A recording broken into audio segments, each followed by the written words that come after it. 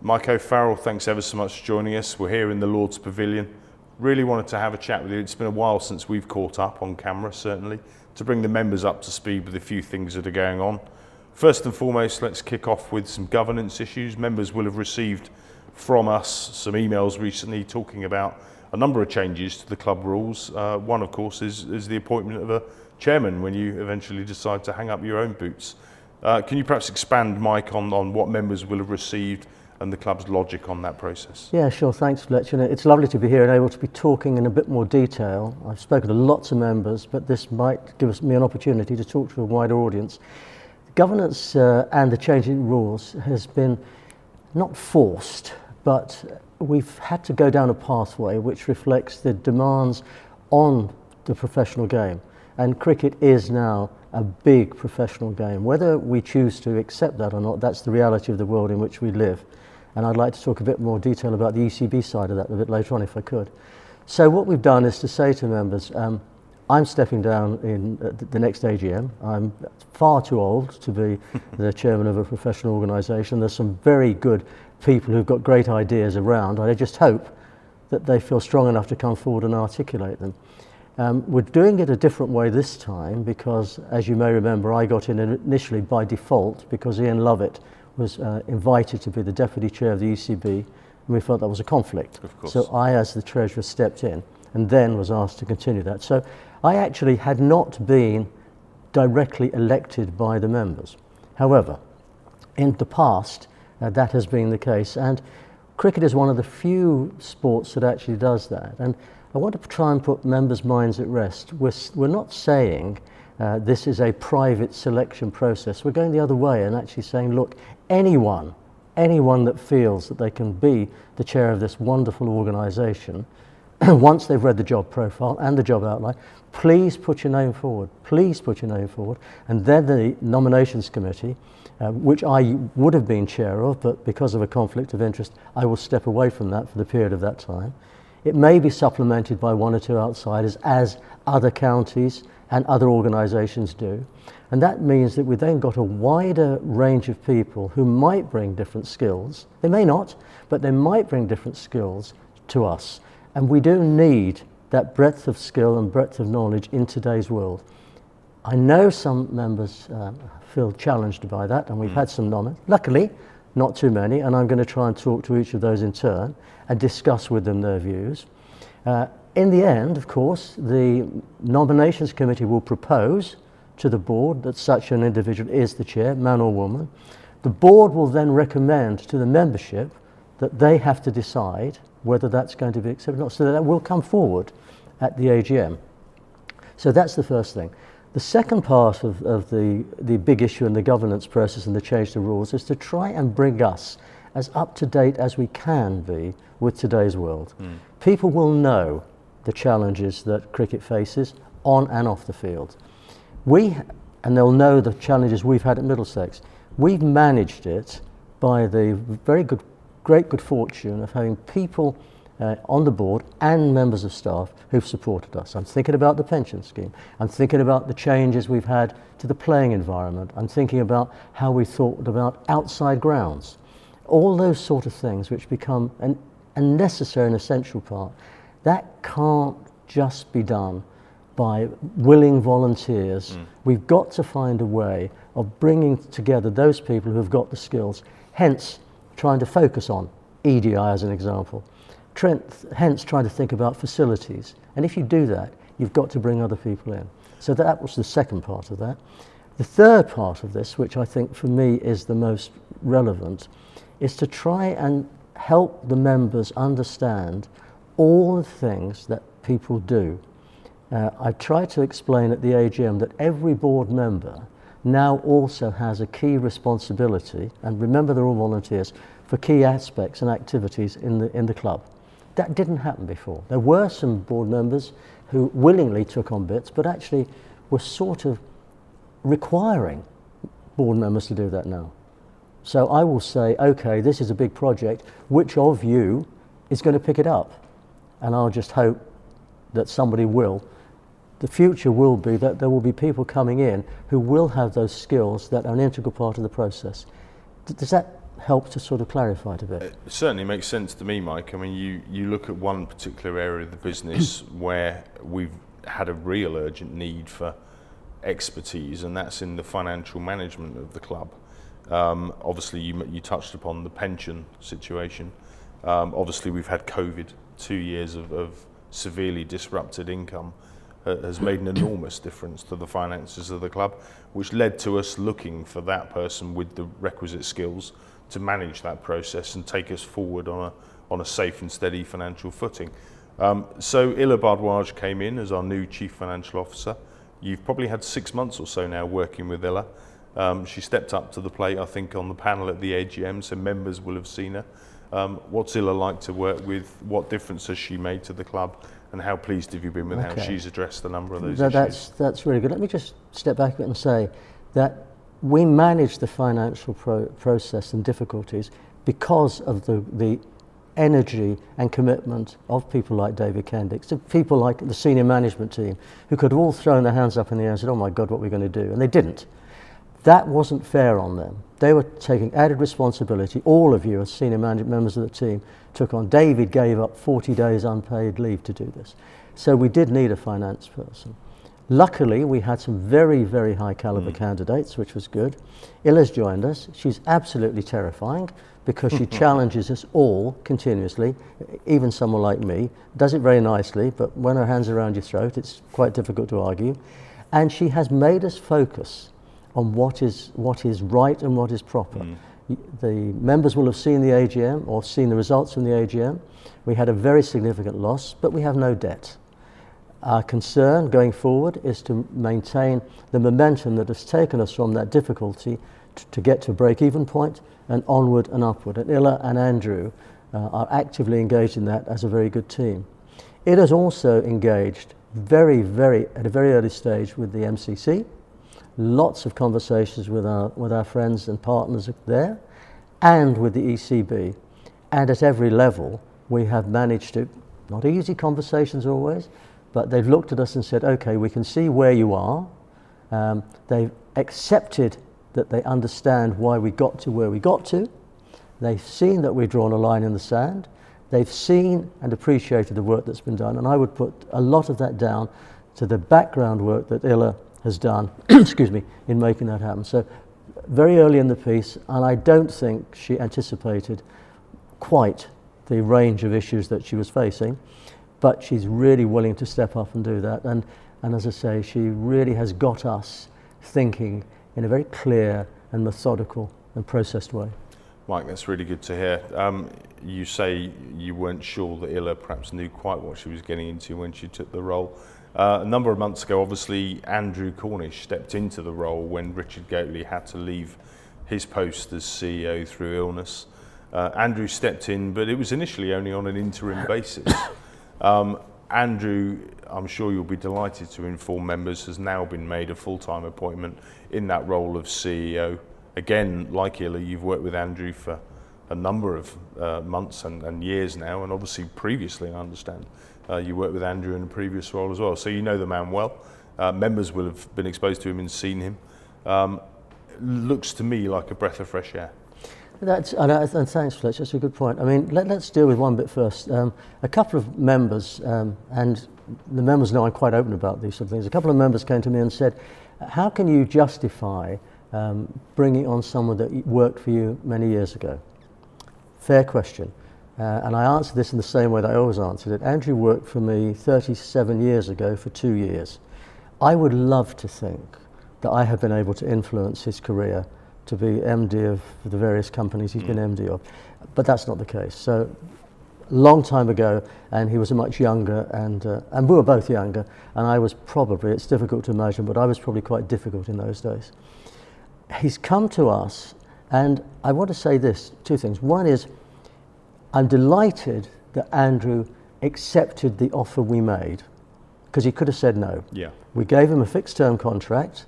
That's quite a challenging thing to do for someone who's been at a very senior level, particularly in the airplane industry. And he agreed. Then, midway through this year, I spoke to the board and said, look, we need to confirm or otherwise the future. Andrew may decide, my God, I've had enough of this. So we went and said, Andrew, would you be willing and prepared to work with us? And I was delighted that he said yes. He has brought a rigor, he has brought a process, and has brought a structure. And actually, I am now going back to doing what I should have done, which is be a non-exec chair. It's always a surprise to the other chairs in the first-class counties that I was as involved as I was. And when I reminded them I was averaging about 25 to 30 hours a week during the pension thing, they looked in absolute horror, as did both my sons. One is in his 50s and one in his late 40s, saying, what on earth are you doing that for, Dad? So Andrew has become fully executive, and that means that the board and myself can step back and get engaged in those things which are relevant to us. I was going to say, from what I can see, Mike, you've stepped back from those 25 hours a week to about 24 and a half now, so well done. Thank you, Fletch. But he has made a difference. The other thing he's done, which I quite like, he's created with the players and the playing team a real sense of a sort of esprit de corps. I mean, from the outside, I look, and a good example, when the AGM was on, a couple of the players came up and said, could we come and just be there in case the members want to chat to us? And we've had players coming to us and say, I'd like to get on that committee. Could I be on that committee? And that's because Andrew and Alan Coleman and Jono have talked and brought the players together as one. So I'm seeing a great sense of spirit. It's not yet coming off on the playing field, particularly in T20. It is in the county side. We are seeing young players coming through. And I just say at this point, I'd really ask the members just to think about this as a business process. We're embarking on a 3-year project, and this is perhaps year 1 of the 3-year project, and we'll just see how that moves. We've had to almost stop and start again. And if it was a business, you'd be expecting this sort of steady progress.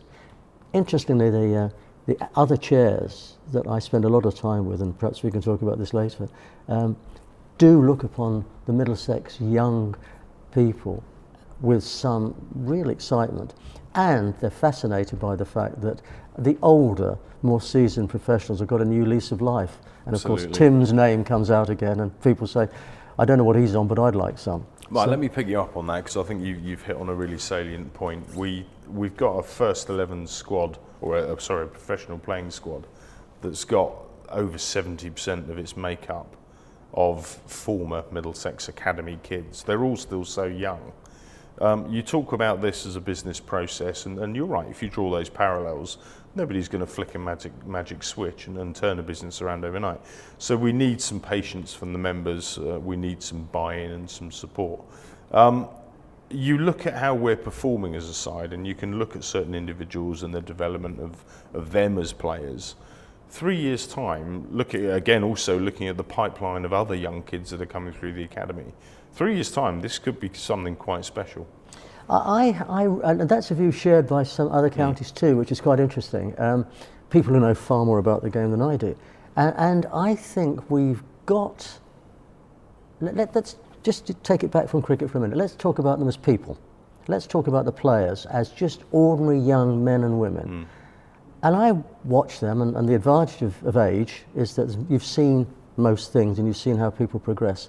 And I look upon those young men and women and I think I would love to have had some of their energy and experiences in some of the businesses that I had in Eastman Kodak, because they have that commitment and the willingness to say, haven't got all the skills yet, still got a lot to learn. There's an element of humility but determination, and that for me is something that's quite special. Listen, I could be completely wrong, and in which case there will be the usual people that say to me, you got it wrong again, O'Farrell, and I say, you're absolutely right, I got it wrong. But I absolutely think at this stage I'm seeing an energy and an enthusiasm and a willingness to support one another that I think is quite special. I couldn't agree with you more, Mike. You touched on this, moving on from cricket, you touched on this yourself a little while ago in our conversation. You mentioned EDI, and you mentioned the roles that our directors are taking on with certain committees. I want to focus on EDI if we can now. I think it's enormous credit to you that you didn't throw your hands up in the air 6 months ago and walk away from what is in essence a voluntary position. What you were put through was extremely difficult for you. It was extremely difficult for the club. But I want to talk about the last 6 months after that. There's been a massive amount of work that's been done in this field. I know you as an individual, I know what we as a club stand for, and there is enormous amount of work being done here, and a lot of good stuff. And now is the time to start delivering on our activation plan in the EDI field, and now is the time to start telling people and engaging with those communities. So let's start off with the last 6 months. I know there's been a lot of work, largely led by Ankit Shah and Edward Lord, who are the two chairs of that ED&I committee. Where are we at now, Mike, and what's going on? Okay, that's a really good place, Fletch. And I won't dwell on what happened 6 months ago, except to say that as a result of that, one or two members voluntarily stepped out the woodwork to help us. We got this call right out the blue from a life member who said, I was a chief superintendent in the Met Police, I was head of the Muslim Association, Dal Babu, can I help pro bono? And we had other members following up. I have now met Asim Rafiq three or four times here. Very open, very frank, very clear, very fair conversations. We've looked one another in the eye. His sister was with him. We've established a very good rapport. There's a mutual respect. There's a real understanding. He fully admits he didn't know my background when all this came out. It doesn't matter. So we've moved on. So at that personal level, there's been some good work. I had a recent meeting with Lord Patel, who asked me to talk to me about a couple of things. So Yorkshire too are engaged in many things. The issue for me, Fletch, is that we've got the cricket in the community stuff that is recently launched, which is for me terrific. We have been doing a great many things at a very local level, as have many counties, in Yorkshire in particular. The frustration I have is that those amazing amounts of good work are not being picked up and not being accepted or not being talked about, in spite of all the work that you and your counterparts in other counties are doing. And I'm conducting this not necessarily a terribly successful campaign with the ECB at the moment to say, will you please talk specifics about what the counties are doing so that the world at large can see just how much is being done at every single level. You know, we talk about the data that we've got that says up to maybe our 16s. I would say the majority of kids that play in Middlesex shirts come from different cultural backgrounds. Yeah, absolutely. And people say, oh yes, but what about the next bit? And you say, well, okay, we're working on that. We're trying to develop the pathways, and there are lots of reasons why. And it's very easy to say, oh, you haven't done this. And I keep going back and say, hold on a minute. 6 months ago, we were being crucified. Now, all of us have done all of these things. But by the way, that's been going on forever, and the public and the media haven't picked up on it. So I'm saying that's the game's responsibility to push and push and push so that our friends, the journalists, do accept that although it's good to talk about bad things for them, it's also good to talk about good things, which actually help the public and the parents and the kids. As an aside, we walked in with that school group just coming in now. I don't know, I'm guessing 40 kids, perhaps not. I would say, and I was just the top of the head, more than 50% come from different cultural backgrounds. Absolutely. And here they are, full of excitement about coming into this great place. That's the sort of thing we've got to focus on, that people are really focused. I'm sorry I get passionate about it, because I get a bit angry when people say, you're doing nothing. And you want to say, hold on a minute. Yeah, absolutely. There is a huge amount being done. I was up in the media centre with, I think I'd say it's probably nearer 50 or 60 of them, Mike, to be honest with you. And you say they were excited, judging by the volume levels that they were pumping out up there. They're certainly excited. They're having a lovely time here at Lord's. You mentioned the transition, the player transition, and how do we get those youngsters into our professional ranks. And a really interesting piece the ECB Reporters Network ran a couple of weeks ago with David Burton, who we've obviously appointed as a transition coach. And that's just one thing we're doing, and it is one of many, one thing that we're doing to really address this. But I share your views and frustrations, Mike, that good news stories don't necessarily sell newspapers. Whereas bad news stories do, and that does need to be addressed. I agree. Can I? Well, I mentioned the ECB. Can I just bring the ECB in on this bit? Is that okay? Because it's easy, and we're all guilty of it. It's easy to criticise the organisation at the top, and I've been as critical as many.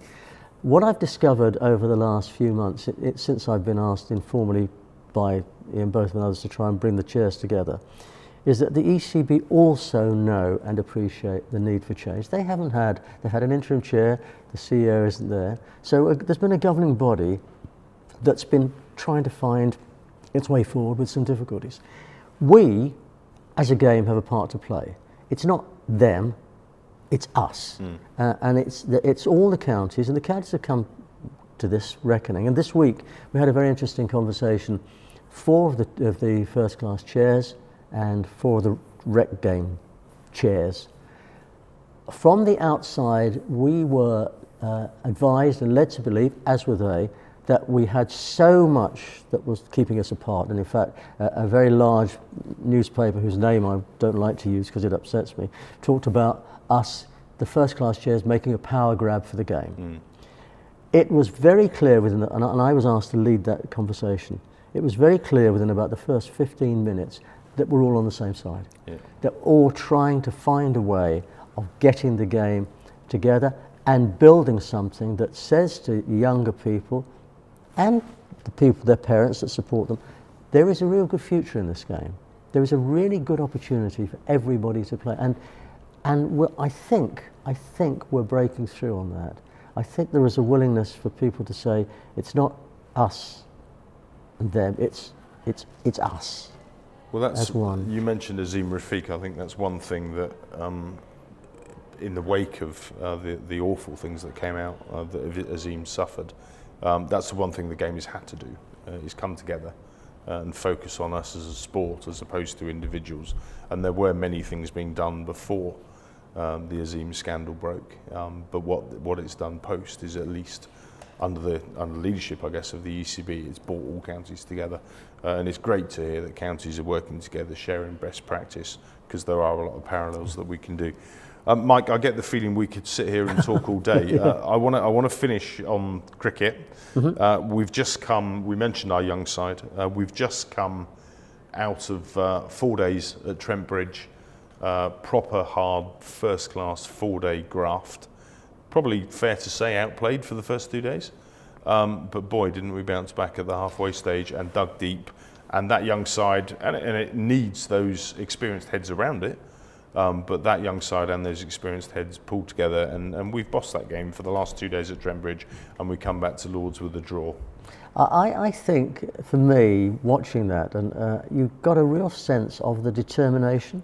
You've got a sense that I mean, lots of runs have been scored around county cricket this, and we've been part of it. So it's not other counties. It's we're in the middle there with young players and more mature players doing that. And it gave you a sense of, that Trent Bridge gave it to you, gave you a sense of, this is a side that is determined. It's not going to roll over. It's going to fight. And it will surprise people, and it won't always work, but they've seemed to me to have a plan and a commitment and a willingness to do the hard work, because that was hard work. Yeah, it was. That was hard work. In whatever form people like to say, to dig in and do what they did. And I know there are people who would say, well, it was a draw. I said, well, hold on a minute. It could have been so easily a very significant loss. Very easily a significant loss, and it wasn't. So for me, that's a really interesting, and we're second. I think I looked this morning, I think we're second under Nottinghamshire. Okay. And Nottinghamshire will always argue, of course, that they shouldn't have been in the second division anyway. This is very true. I think we could all argue that point now. Exactly. I think they're probably one of the best sides in the country, let alone the second division. So to walk out of Trent Bridge with the points that we did and a draw, I think is credit. And I think we don't take anything for granted too. I think we know we've got a lot to do, and the seasons, we're still early in the season, but I'm full of hope at the moment.